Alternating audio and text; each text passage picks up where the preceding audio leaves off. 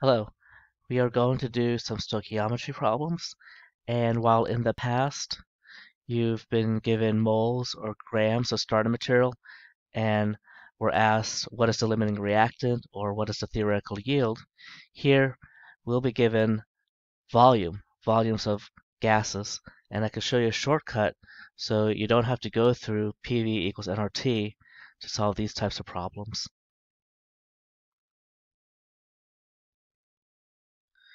Okay, our first example, again,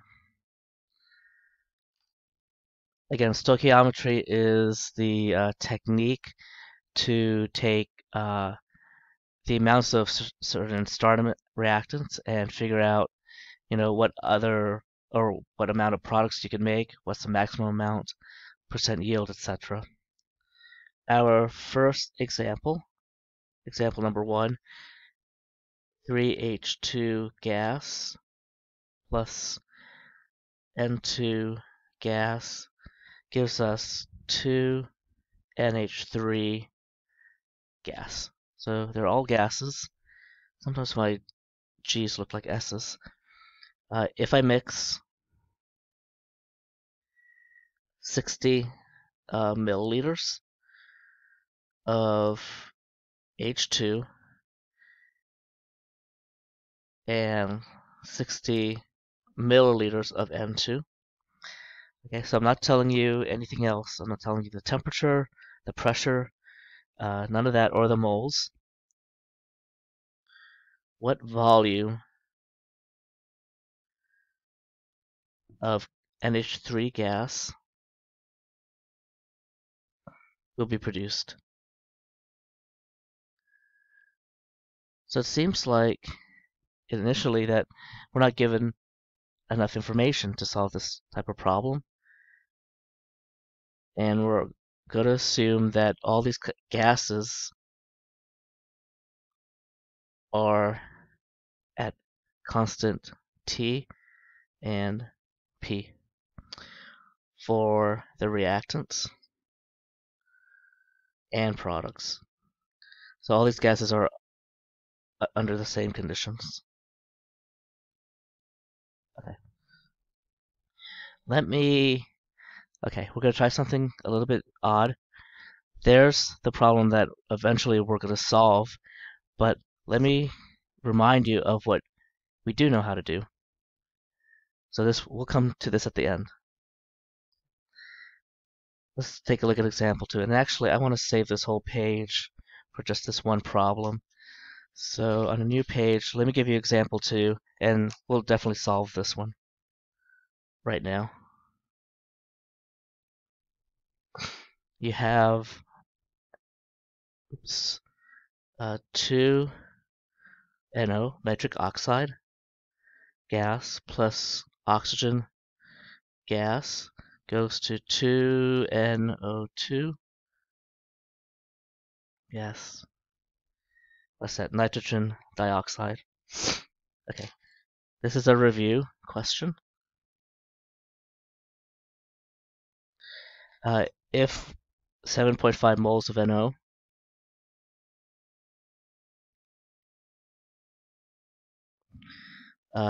is reacted with 12.5 moles of O2, how much NO2 will be produced or is produced? Okay. Take a look at that question. They give amounts of both starting material, and you should assume that it's not perfectly balanced, meaning that not all of the NO or not all of the O2 at the same time will be used up. Maybe there's, what this is. This is a limiting reactant problem, and there might be excess if these are not perfectly aligned according to their coefficients and their mole amounts. So this is a limiting reactant problem. Do you remember how to figure out a limiting reactant problem? we got to figure out which one's out first. And the way I do it is I take the amount of one of the starter materials and we see how much product we make. 7.5 mole of NO times. Okay, we have NO, but we really want to know how much NO2 we're going to make. So you're going to use the mole bridge. And I want mole of NO at the bottom.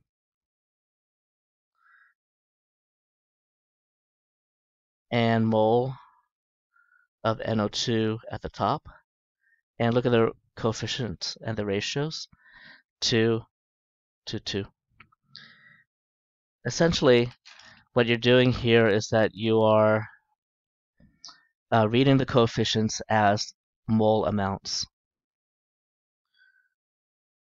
So here you read coefficients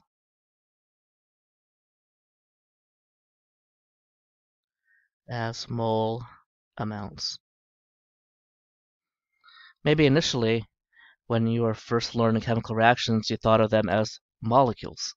2 molecules of NO plus 1 molecule of O2 gives you 2 molecules of NO2. But later on, when you started to do stoichiometry problems, really you should be thinking of these as moles, not molecules. So now 2 moles of NO plus 1 mole of O2 gives you 2 moles of NO2, right? A mole is 6.02 times 10 to the 23 things, particles or atoms or molecules or ions. So it's a lot. But look what this accomplishes. We get rid of moles of NO, and I have my calculator. Oh, even I can do this in my head. Equals 7.5 mole of NO2 expected when NO theoretically is a limiting reactant. But we do the same thing for the other reactant, 12.5 mole of O2, and its mole bridge is different. You have 2 mole of NO2 for every 1 mole of O2 consumed. All right, so this is 25. Wait, 1 mole of O2 gives you, 25. So it's pretty obvious that we're not going to make 25 mole of NO2 because we have excess of O2, or you could think of we have a limiting amount of NO. You take a smaller number, and therefore your conclusion is NO is called the limiting reactant, and 7.5 moles of the product is the theoretical yield. So what do we use to cross over from NO to NO2 or from O2 to NO2? We crossed over using what a lot of people call the mole bridge. Okay. Now think about how that affects our first problem. Okay. Could we use PV equals nRT to get moles and then cross over the mole bridge to relate the reactants to the product? You could, but again, I'm going to show you a shortcut, and probably from the title, you could guess what that shortcut is. Okay. But let me give you an example where, let me show you that shortcut actually with this problem here. It's a new problem, so while this is a review, let's call this new. And I'm going to state this problem in a different way. If 3.2 liters of NO2, not NO2, NO gas, it's mixed with why am I making the oxygen so much? Let me do 0.95 liters of O2 gas. How much NO2 gas is made, and give your answer in liters. Again, you're going to, or you'll be told to assume that each gas is under the same conditions.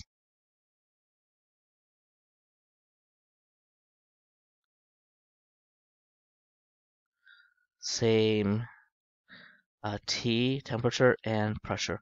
Obviously, or unlikely that it will be the same moles, and definitely not the same volume. We have different volumes. Okay. We're going to use Avogadro's law, or a restatement of Avogadro's law, which says that the volume of gas is directly proportional to the number of moles. The volume of gas is directly proportional to the number of moles.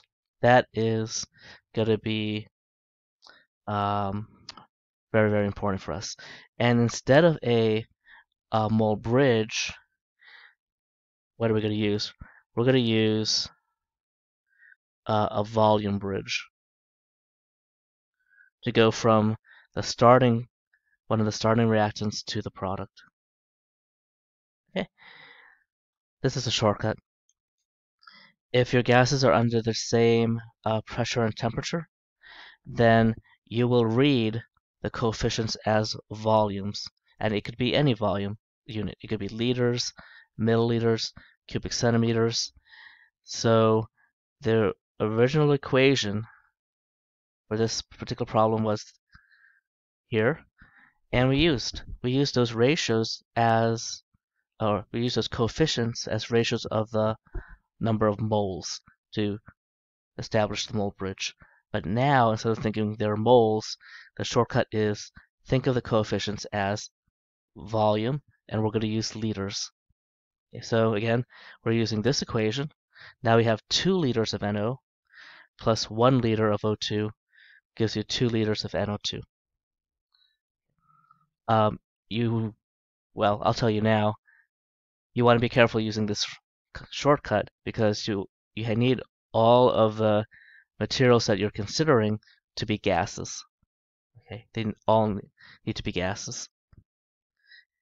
Any compound you're going to be using this technique for. So again, this is still a limiting reactant problem. And now let's go with 3.2 liters. Okay, start your dimensional analysis the same way. Okay, that's 3.2 liters of NO gas times, now instead of a mole bridge, we'll use a volume bridge. So underneath we have liters of NO, and then the product is NO2. So we're going to figure out liters of NO2. And it is a 2 to 2 ratio. Those were the coefficients. And proper things cancel out. Liters of NO gas, liters of NO. I'm just going to put here gas, just to emphasize that when you're using this technique, you got to be using gases. Equals 3.2 liters of NO2 gas. Now let's see if that makes sense. If we use 3.2 liters of NO, and we could go back to moles, and 2 moles of this equals 2 moles of that. Well, since volume is directly proportional to moles, then we could think that 2 liters of NO will give us 2 liters of NO2 gas. Okay? Because again, moles are directly proportional to volume. All right, so that's for the NO. And then for the oxygen, 0.95 liters of O2 gas times, again, not the mole bridge, but the volume bridge. 2 liters of NO2 gas, 1 liter of O2 gas. The O2 and the liters for O2 gas disappear. And this is, just give me a sec, 1.9. 1.9 liters of NO2 is produced. That's the smaller number. So O2 is going to run out first, meaning that O2 gas is the limiting reactant, and the theoretical yield is 1.9 liters of NO2 gas. And again, you're using what's called, because of the mole bridge, we're going to look at the coefficients as volume. Okay. Now, before we get to that problem, let me just write down a chemical reaction where we should not be using this trick, and explain what you should be using. So if you have a mixed system, some people call it a heterogeneous system, where the phases are not all the same. Here we have Cl2 gas, and then 2NaCl solid. This is a formation of a ionic solid. This is if this was a coefficient of 1 actually, and this was a coefficient of a half, and this is 1, this would show the formation of NaCl, and you could look up, just a review, you could look up the heats of formation, okay, from its elements in their standard state. That's just a little review. Now, if given, or if 4.5 moles of Na solid is mixed with 3.2 liters of Cl2 gas, how much sodium chloride solid will be made, or expected to be made. So again, it would be good to figure out how many moles of sodium chloride is made if this is a limiting reactant. We already have moles, and so this is fairly easy. If Na is the limiting reactant, because it's a 2-to-2 ratio, it's the same, then you would get the same number of moles of NaCl. We'll get 4.5 moles of NaCl. So that's for the sodium. But what about for the chlorine? For the chlorine, we are given 3.2 liters of Cl2 gas. Well, we can't use a volume bridge because this is not a gas. Okay, this is not a gas. So that already eliminates our technique that we saw for that previous problem. What do you have to do here? Well, now we need the information.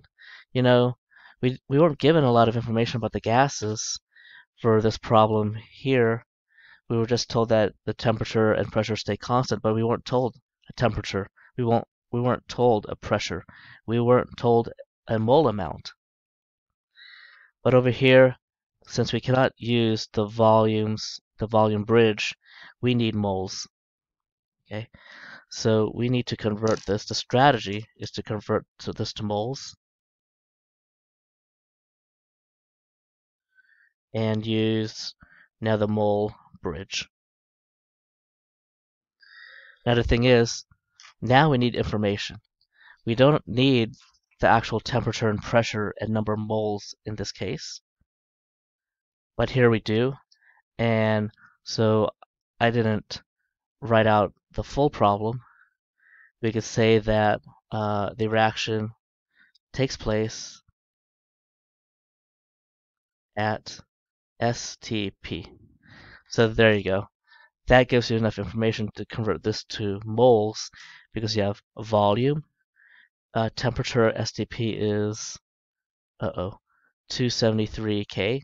That's the same as 0 degrees Celsius. Pressure is 1 atm.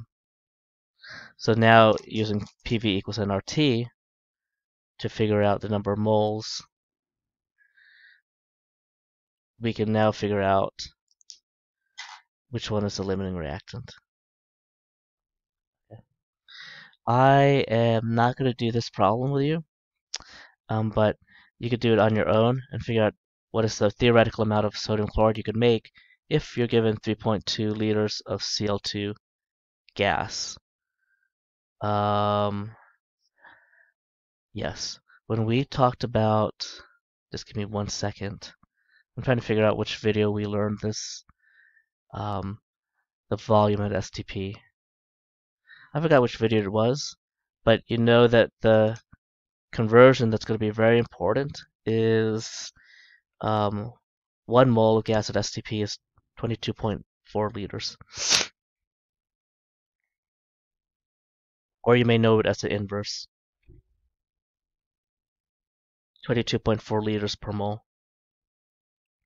But there's your conversion. I put liters on the bottom because I want to cancel out these liters at the top. Okay. No more delay. We have this. Think of the coefficients as liters if all the molecules in your reaction are gases. This is a limiting reactant problem. There's very little chance that these two will perfectly match and you use up all of them, all 60 of each, and they run out at the same time. We're going to keep it as, I know the titles think of it as liters, but we're going to think of it as milliliters. So you can choose any units.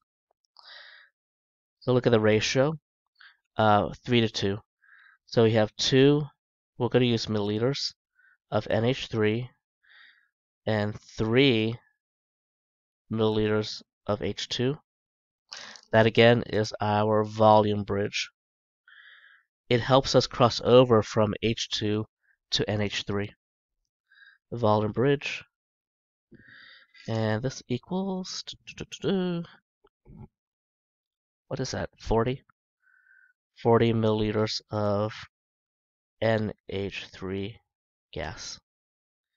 For the nitrogen, 60 milliliters of N2 times it's 2 milliliters of NH3 over 1 milliliter of N2, and that equals 120.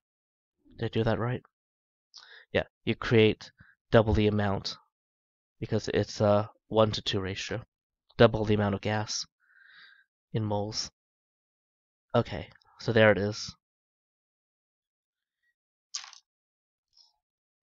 And we're going to say H2 is the limiting reactant, and the theoretical yield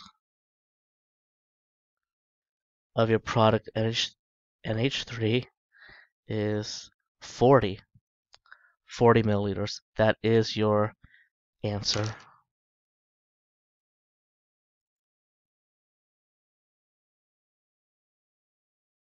Okay. Practice, practice, practice. You notice we did not have to use Pivnert. That's the beauty.